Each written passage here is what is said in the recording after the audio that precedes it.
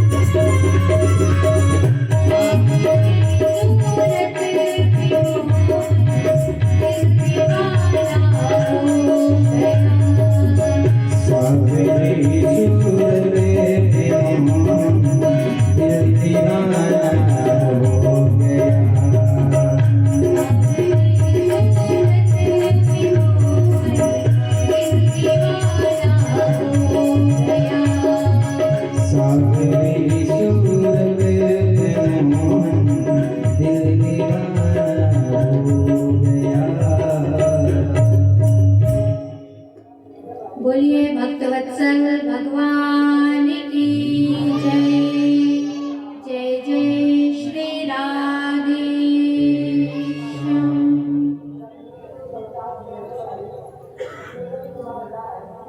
कल हम लोग कथा में श्रवण कर रहे थे कि प्रहलाद जी की रक्षा के लिए भगवान खंबे में से प्रकट हुए और भगवान ने नरसिंह अवतार धारण किया था। भगवान का क्रोध शांत नहीं हो रहा था। सभी देवता उपस्थित हुए और सभी ने स्तुति की, लेकिन भगवान इतने क्रोधित थे कि कोई भी उनका क्रोध शांत नहीं कर सकता था। तब ब्रह्मा जी ने लक्ष्मी जी से कहा कि अब आप ही जाइए और भगवान के क्रोध को शांत करवाइए।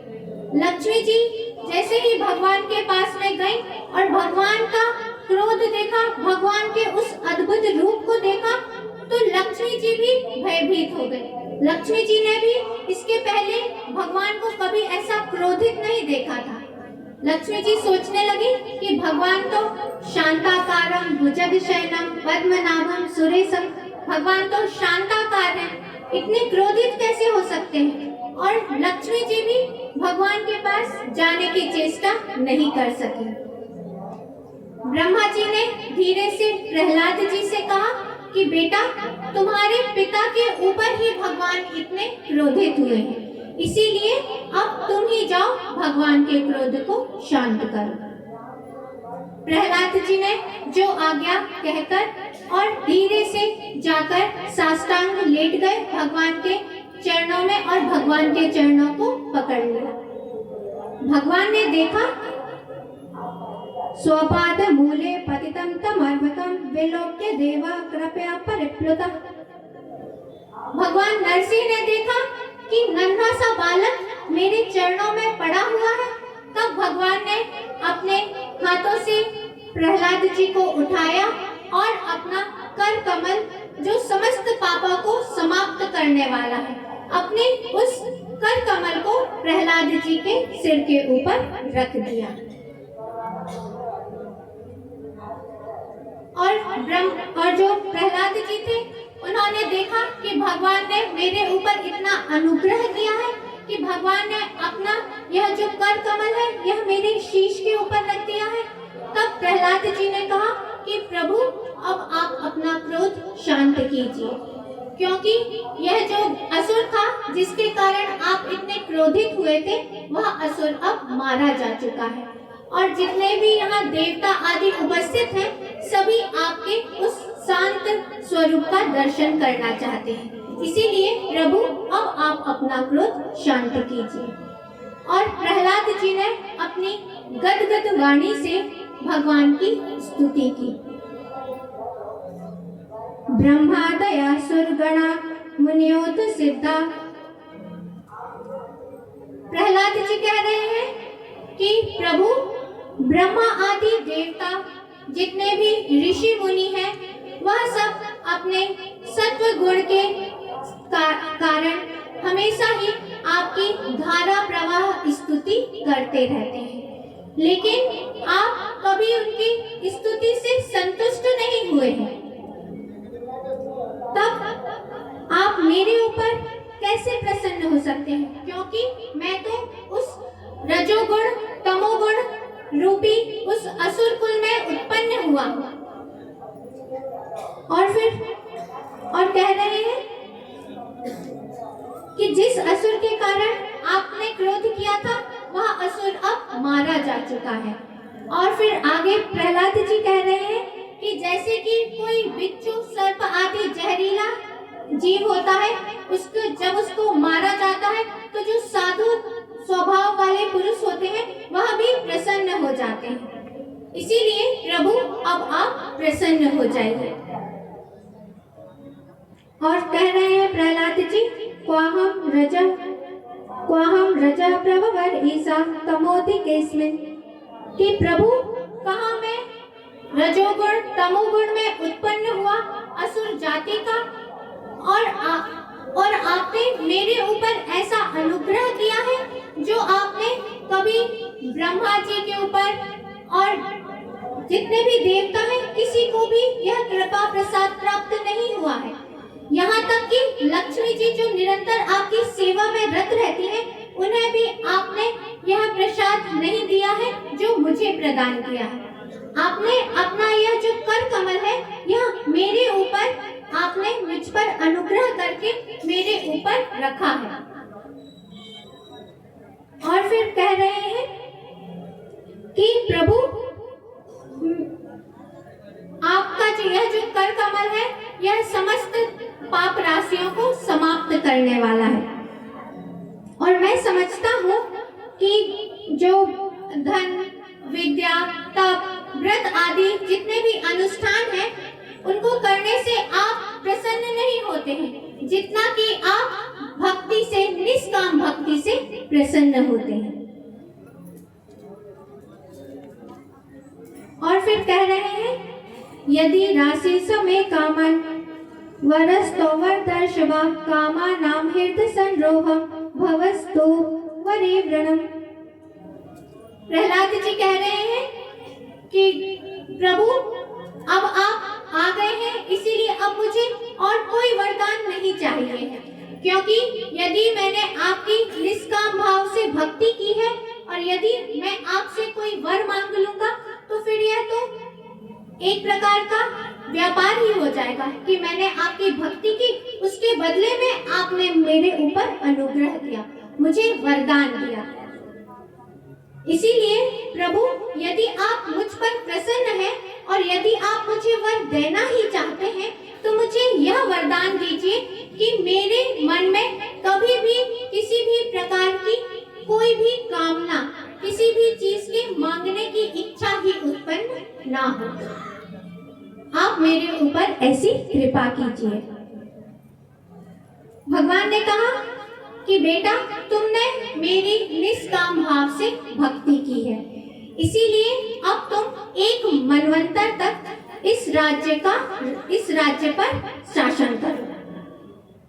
प्रहलाद जी ने कहा कि प्रभु यह जो राज सिंहासन है, यह हिरण्यकश्यपु का है और वह घोर असुर जाति का था, इसीलिए यदि मैं उस सिंहासन पर बैठूंगा तो कहीं जो मेरी वृत्ति है वह भी असुरी ना हो जाए, इसीलिए मैं इस राज सिंहासन पर नहीं बैठूंगा।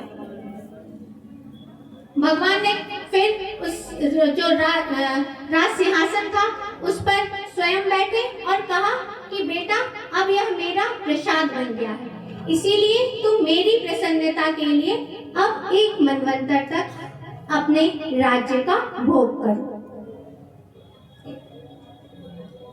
प्रहलाद जी ने भगवान से कहा, भगवान वरम वरे एतत्ते वरदेशान महेश्वरा यदि निंदत पिता मे त्वां अविद्वांस्तेज ऐश्वरम।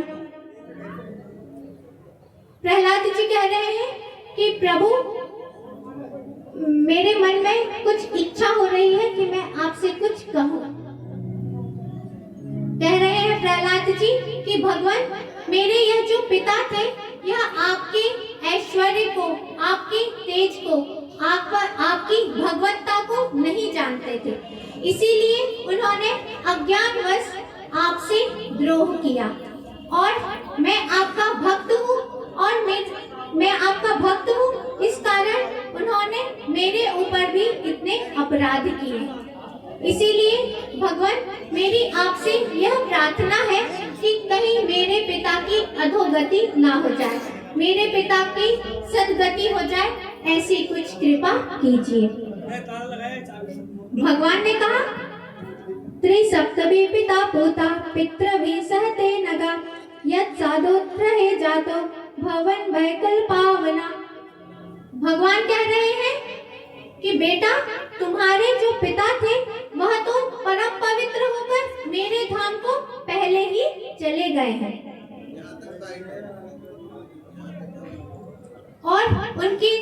और जो तुम्हारी 21 पीढ़ियां हैं वह भी सब कर चुकी हैं, क्योंकि उनके कुल में, उनके वंश में तुम जैसे भगवान के महान भक्त ने जन्म लिया है। इसीलिए अब तुम्हें अपने पिता के बारे में ऐसा विचार नहीं करना चाहिए कि मेरे पिता की अधोगति ना हो जाए। फिर भगवान ने ब्रह्मा जी को बुलाया और ब्रह्मा जी से कहा कि ब्रह्मा जी, मैवं वरोसुराणां ते प्रदेह पद्म संभवा। भगवान ने कहा कि ब्रह्मा जी, अब आप इन असुरों को ऐसा वरदान ना दिया करें, क्योंकि यह जो असुर है यह वरदान प्राप्त करके और उच्छृंखल हो जाते हैं। यह तो वैसी ही बात हुई कि जैसे कि कोई जहरीले सर्प को अमृत पिला दिया जाए। यदि सर्प को अमृत भी पिला दिया जाता है तो वह उगलता है तो विष ही उगलता है। इसीलिए अब आप ऐसे असुरों को ऐसा वरदान ना दिया करें। जो इस पावन चरित्र का श्रवण करता है उसके जीवन में कभी विपत्ति नहीं आती है और उसे भगवान की भक्ति प्राप्त होती है। 5 अध्यायों में वर्णाश्रम धर्म का वर्णन किया गया है। अब हम लोग अष्टम स्कंद में प्रवेश कर रहे हैं। अष्टम स्कंद में मनवंतरों की कथा है।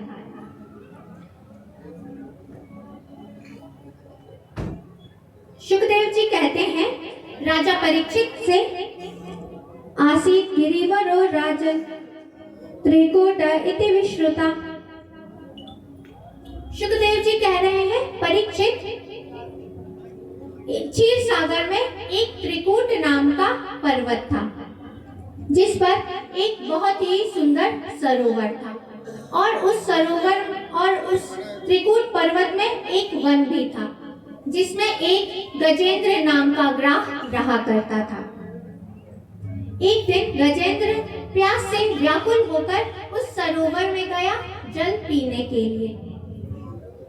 जैसे ही जल पीने लगा तो वहां पर जो उस सरोवर था वहां पर प्रारब्ध की प्रेरणा से एक ग्राह अत्यंत क्रोधित होकर जो गजेंद्र था उसके पैरों को पकड़ लिया। गजेंद्र के जितने भी परिजन थे सभी ने गजेंद्र को छुड़ाने की बहुत चेष्टा की, क्योंकि जो गजेंद्र था वह स्वयं बहुत शक्तिशाली था। लेकिन उसने देखा कि जो ग्राह है वह भी अत्यंत बलवान है और उसने जो गजेंद्र है उसके चरणों को बहुत जोर से पकड़ा हुआ है। दोनों में बहुत दिनों तक घोर युद्ध होते रहा। दोनों ने अपनी अपनी शक्तियों का प्रयोग किया। कभी तो गजेंद्र ग्राह को बाहर पानी से ले आते थे और कभी ग्राह गजेंद्र को पानी के अंदर ले जाता था। समासहस्त्रम व्यगमन्महीपते। इस प्रकार युद्ध होते होते 1000 वर्ष व्यतीत हो गए और दोनों की मृत्यु नहीं हुई। देखिए समय कितना बलवान है। दोनों 1000 वर्ष तक लड़ते रहे लेकिन दोनों ही जीवित रहे। लेकिन जो गजेंद्र था वह इतने दिन तक युद्ध करने के कारण उसका जो बल था वह सब क्षीण हो गया और जो उसका मनोबल था वह भी टूट गया। लेकिन जो ग्राह था वह जल में रहने के कारण उसका जो बल था वह कम नहीं हुआ, वह दिनों दिन और बढ़ता गया और उसने गजेंद्र को पकड़कर जल में खींच लिया। गजेंद्र ने मन ही मन सोचा कि ग्राहेण पासेन विधातुराव्रतम्। गजेंद्र ने सोचा कि यह कोई साधारण ग्राह नहीं है, यह जो ग्राह है यह भगवान, यह विधाता की दी हुई फांसी ही है और यह जो विधाता की दी हुई फांसी है अब इसे विधाता ही काट सकते हैं, क्योंकि भगवान ही सभी के आश्रय स्थान है। इसीलिए गजेंद्र ने अब सबके जो आश्रय है उन्हीं भगवान की शरण ग्रहण की। और फिर सुखदेव जी कह रहे हैं, एवं व्यवसितो बुद्ध्या समाधाय मनोहृदे जाजा परमं जाप्यं प्राग्जन्मन्यनुशिक्षितम्। परीक्षित सुखदेव जी कहते हैं, परीक्षित अपनी बुद्धि में ऐसा निश्चय करके गजेंद्र ने अपनी बुद्धि को अपने हृदय में स्थित करके एकाग्रचित करके और फिर जो पूर्व जन्म में स्तोत्र का पाठ किया था उसी स्तोत्र का पाठ करने लगे। ओम नमो भगवते तस्मै यत् एतच्चिदात्मकं पुरुषायाधि बीजाय परेशायाभि धीमहि। गजेंद्र ने कहा, प्रभु मैं आपको नमस्कार करता हूँ क्योंकि आप समस्त जगत के एकमात्र आश्रय हैं और यह जो संसार है इसमें जो कुछ भी चेतना दिखलाई दे रही है वह सब आपकी ही है। और फिर आगे कह रहे हैं, नमो नमस्ते खिल कारणाय निष्कारणाय अद्भुत कारणाय सर्वांग मामनाय महार्णवाय नमोपवर्गाय परायणाय। गजेंद्र कह रहे हैं कि प्रभु आप सबके मूल कारण हैं और आपका कोई कारण नहीं है। आप सबके कारण हैं लेकिन आपका कोई कारण नहीं है और कारण होने पर भी आप में कोई विकार या परिणाम उत्पन्न नहीं होता है, इसीलिए आप अद्भुत कारण हैं। मैं आपको बार बार नमस्कार करता हूँ।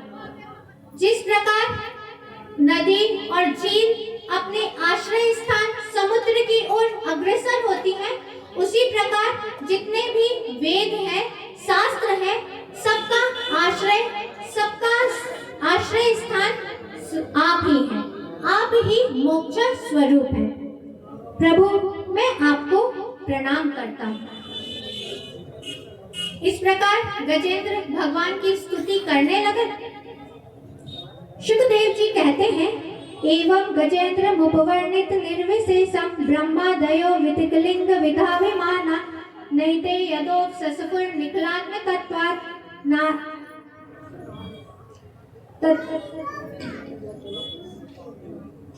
सुखदेव जी कहते हैं, परीक्षित गजेंद्र ने बिना किसी भेदभाव के निर्विकार रूप से भगवान की स्तुति की थी।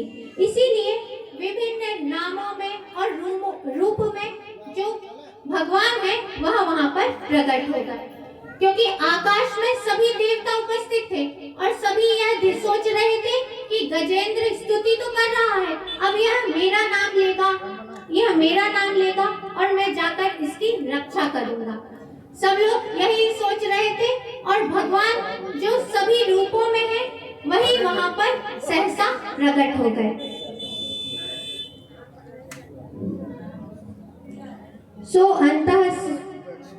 अंतः सरस्य वलेन गृहीत आर्तो दृष्ट्वा गरुत्मति हरिखा उपात चक्रम उच्छिप्य सांभुजकरं निर्माह कच्छान नारायणाखिल गुरो भगवन् नमस्ते।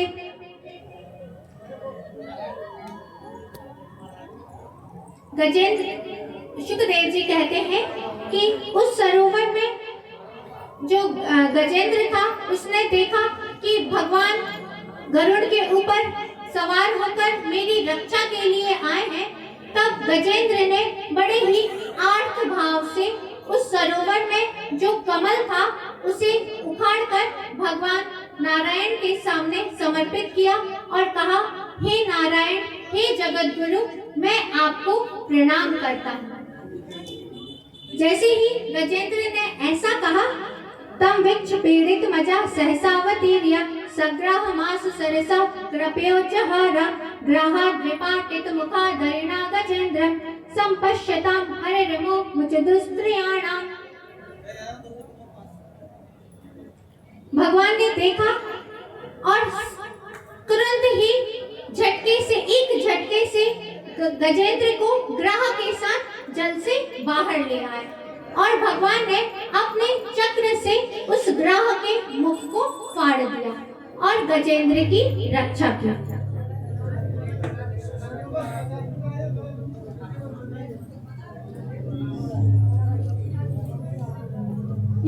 ग्राह था, यह पूर्व जन्म में भूहु नाम का गंधर्व था। देवल ऋषि के शाप से इस ग्राह की योनि में आया था। और जो गजेंद्र थे वो इंद्रदुम्न नाम के राजा थे। अगस्त ऋषि के शाप से वह इस गजेंद्र की योनि में आए थे। जो इस पावन चरित्र का श्रवण करता है उसकी इंद्रियों में शक्ति प्राप्त होती है और उसका जो दुर्भाग्य है वह समाप्त हो जाता है। बोलिए भक्तवत्सल भगवान की जय।